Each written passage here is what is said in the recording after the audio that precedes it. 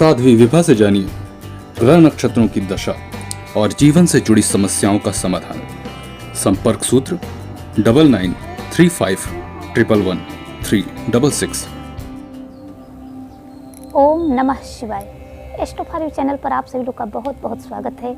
हमने कई क्रम रखा कि भगवान शिव का अभिषेक हम कैसे करें।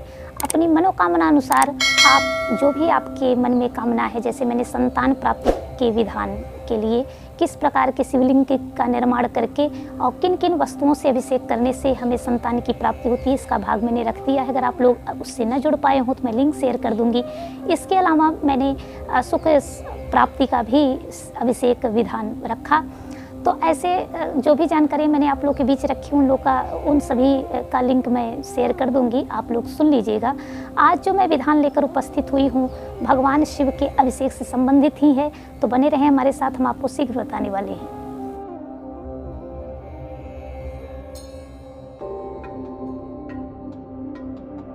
तो चलिए जानते हैं कि हम अगर ख़ास तौर पे मैं जो विषय लेकर उपस्थित हुई हूँ किसान भाइयों के लिए है, क्योंकि किसान भाइयों से संबंधित भी विषय जाना चाहिए, क्योंकि भारत कृषि प्रधान देश है और ऐसे में कभी कभी मौसम की महामारी हम झेलते हैं तो हमारी फसल या जो कुछ भी हम बुआई करते हैं उसका हमें लाभ नहीं मिल पाता।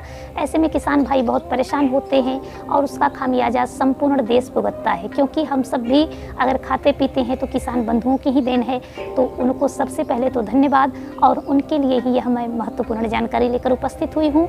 अगर आप किन्हीं चीज़ों की खेती किए हैं और आपको खेती में उपज चाहिए, लाभ चाहिए, तो ऐसे में या तो कोई गृहस्थ बंधु है उसे धन धान्य चाहिए, तो धन धान्य की वृद्धि के लिए जिनको खाने की भी व्यवस्था नहीं रहती, बहुत सारे लोग ऐसे परेशान रहते हैं, तो ऐसे में या जिनके यहाँ अन्नपूर्णा माँ की कृपा नहीं रहती, तो ऐसे में हम कौन सी ऐसी विधि अपनाएं भगवान शिव से संबंधित कि हमें धन धान्य से संबंधित लाभ हो, या हम कृषि किए हैं तो हमें कृषि से लाभ हो, जो हमने बुआई की है वह अधिक उपज के साथ हमें लाभ प्रदान करे। तो ऐसे में अगर आप कृषि से संबंधित लाभ चाहते हैं तो आप क्या करिए कि गुड़ ले लीजिए और गुड़ से भगवान शिव का एक लिंग बनाइए। वैसे तो जो गुड़ होता है अधिकांशतः है वो गोलाकार होता है, थोड़ा सा ही आकार उसका परिवर्तित करना पड़ेगा, लेकिन अगर सख्त है तो आप उसे तोड़ लें और तोड़ करके आप जो है एक लिंग की स्थापना करें। लिंग बनाते समय उसमें जो सामग्री आप ऐड करें, आप चाहे तो जल से भी मिला करके आप शिवलिंग बना सकते हैं, और चाहे तो आप मधु मिला करके एक श्रेष्ठ आकार, एक भगवान का लिंग श्रेष्ठ बना करके 4 अंगुल, बहुत अधिक बड़ा नहीं बनाना है। अगर आप घर में कर रहे हैं तो लंबे शिवलिंग की स्थापना नहीं करनी चाहिए, मात्र 4 अंगुल भगवान शिव का आप अपने अंगुल से माप लीजिए और 4 अंगुल का ही शिवलिंग निर्माण करिए। तो अगर आप इस तरह के शिवलिंग का निर्माण करते हैं तो रुद्राभिषेक यदि आप कर सकें तो भी उत्तम, लेकिन आप किसान बंधु हैं, आप सामान्य पूजा करें तो सामान्य अभिषेक ओम नमः शिवाय, या स्त्रियां अगर कर रही नमः शिवाय का जप करते हुए आप अभिषेक करें। विशेष भगवान शिव की कृपा होगी और धन धान्य से परिपूर्ण आपका जीवन बनेगा, कृषि में भी लाभ होगा। अब आपको अभिषेक किन वस्तुओं से करनी है वह भी मैं बता दूं। आपको अगर कृषि में लाभ चाहिए, आपको अधिक उपज चाहिए, तो इसके लिए केवल और केवल आप मधु से भगवान शिव का अभिषेक करें। शुद्ध मधु अगर उपलब्ध हो, शुद्ध शहद उपलब्ध हो तो शुद्ध शहद से ही, शुद्ध मधु से ही आप अभिषेक करें। तो इस जान लीजिए कि भगवान शिव की अद्भुत कृपा आपके जीवन पर होगी।